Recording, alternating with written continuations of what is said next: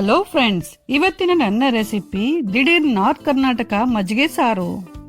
ಉಳಿದಿರುವ ಮೊಸರಿನಿಂದ ಹೇಗೆ ಮಜ್ಜಿಗೆ ಸಾರು ಮಾಡೋದು ಅಂತ ನೋಡೋಣ. ಈ ರೆಸಿಪಿ ಇಷ್ಟ ಆದರೆ ವಿಡಿಯೋ ಕೆಳಗಡೆ ಇರುವ ಲೈಕ್ ಬಟನ್ ಅನ್ನು ಪ್ರೆಸ್ ಮಾಡಿ. ನನ್ನ ಹೊಸ ವಿಡಿಯೋ ನೋಟಿಫಿಕೇಶನ್ಗಾಗಿ ಬೆಲ್ ಐಕನ್ ಅನ್ನು ಪ್ರೆಸ್ ಮಾಡಿ. ಇನ್ನಷ್ಟು ನಾರ್ತ್ ಕರ್ನಾಟಕದ ಅಡುಗೆಗಾಗಿ ನನ್ನ ಚಾನೆಲ್ ಪಾಕ ಶೃಂಗಾರವನ್ನು ಸಬ್ಸ್ಕ್ರೈಬ್ ಮಾಡೋದು ಮಾತ್ರ ಮರಿಬೇಡಿ. ನನ್ನ ಹತ್ರ ಇಲ್ಲಿ ನಿನ್ನೆ ಮೊಸರು ಉಳಿದಿದೆ. ಇದು ಮನೆಯಲ್ಲಿ ಹೆಪ್ಪಾಕಿದ ಮೊಸರು. ಫಸ್ಟ್ ಈ ಮೊಸರನ್ನೊಂದು ಬೇರೆ ಪಾತ್ರೆಗೆ ಹಾಕ್ಬಿಟ್ಟು ಅದೆಷ್ಟಿರುತ್ತೆ ಅದರ 2ರಿಂದ 3 ಪಟ್ಟು ನೀರು ಹಾಕ್ಬಿಟ್ಟು ಅದನ್ನು ಸರಿಯಾಗಿ ಮಿಕ್ಸ್ ಮಾಡಿ 10ರಿಂದ 20 ನಿಮಿಷ ಮುಚ್ಚಿಡಿ. ಅಲ್ಲಿವರೆಗೂ ಈಗ ಸಾರಿಗೆ ಒಗ್ಗರಣೆ ಹಾಕಿ ರೆಡಿ ಮಾಡ್ಕೊಳ್ಳೋಣ. ಎಣ್ಣೆ ಕಾಯ್ದಿದೆ, ಅದರಲ್ಲಿ ಸಾಸಿವೆ ಹಾಕಿ, ಸಾಸಿವೆ ಸ್ವಲ್ಪ ಸಿಡಿದ ಮೇಲೆ ಜೀರಿಗೆ ಹಾಕಿ, ನಂತರ ಕರಿಬೇವು, ಇಂಗು, ಜಜ್ಜಿದ ಬೆಳ್ಳುಳ್ಳಿ, ಹಸಿ ಖಾರ ಹಾಕಿ ಸ್ವಲ್ಪ 1 ನಿಮಿಷ ಮಿಕ್ಸ್ ಮಾಡಿ ಗ್ಯಾಸ್ ಆಫ್ ಮಾಡಿಬಿಡಿ.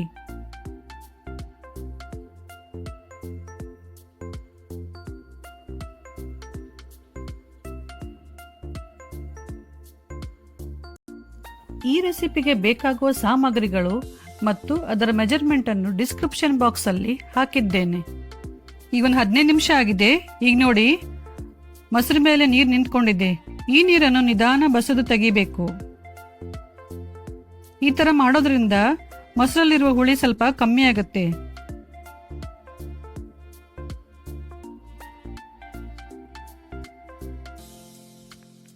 ಆಮೇಲೆ ಬಸ್ದಿರೋ ಮೊಸರಿಗೆ ಮತ್ತೆ ನೀರು ಸೇರಿಸಿ. ನೀರು ನಿಮ್ಗೆ ಸಾರು ಎಷ್ಟು ಇಳಿಬೇಕು ಅಂತ ಅದ್ರ ಮೇಲೆ ಡಿಪೆಂಡ್ ಆಗಿರುತ್ತೆ. ಆಮೇಲೆ ಕಡ್ಗೋಲ್ನಿಂದ ಚೆನ್ನಾಗಿ ಕಡ್ಕೊಳ್ಳಿ. ಮಿಕ್ಸಿಯಲ್ಲಿ ಹಾಕ್ಬೇಡಿ, ಕಡ್ಗೋಲ್ನಿಂದ ಚೆನ್ನಾಗಿ ಕಡ್ದು ಮಜ್ಜಿಗೆ ಮಾಡಿ ರೆಡಿ ಮಾಡ್ಕೊಳ್ಳಿ.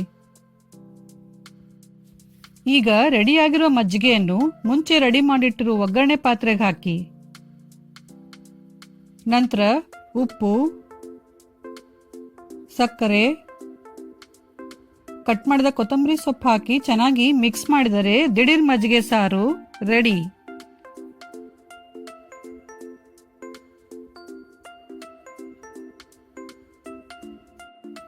ಸೊ ಫ್ರೆಂಡ್ಸ್, ಈಗ ದಿಢೀರ್ ಮಜ್ಜಿಗೆ ಸಾರು ರೆಡಿ ಆಗಿದೆ. ಈ ಮಜ್ಜಿಗೆ ಸಾರು ರೆಸಿಪಿ ನಿಮ್ಮೆಲ್ರಿಗೂ ಇಷ್ಟ ಆಗಿದೆ ಅನ್ಕೊಂಡಿದ್ದೀನಿ. ಇಷ್ಟ ಆದ್ರೆ ದಯವಿಟ್ಟು ಲೈಕ್ ಮಾಡಿ, ಶೇರ್ ಮಾಡಿ, ಕಮೆಂಟ್ ಮಾಡಿ ಹಾಗೂ ನನ್ನ ಚಾನಲ್ ಪಾಕ ಶೃಂಗಾರವನ್ನು ಸಬ್ಸ್ಕ್ರೈಬ್ ಮಾಡೋದು ಮಾತ್ರ ಮರಿಬೇಡಿ. Thank you.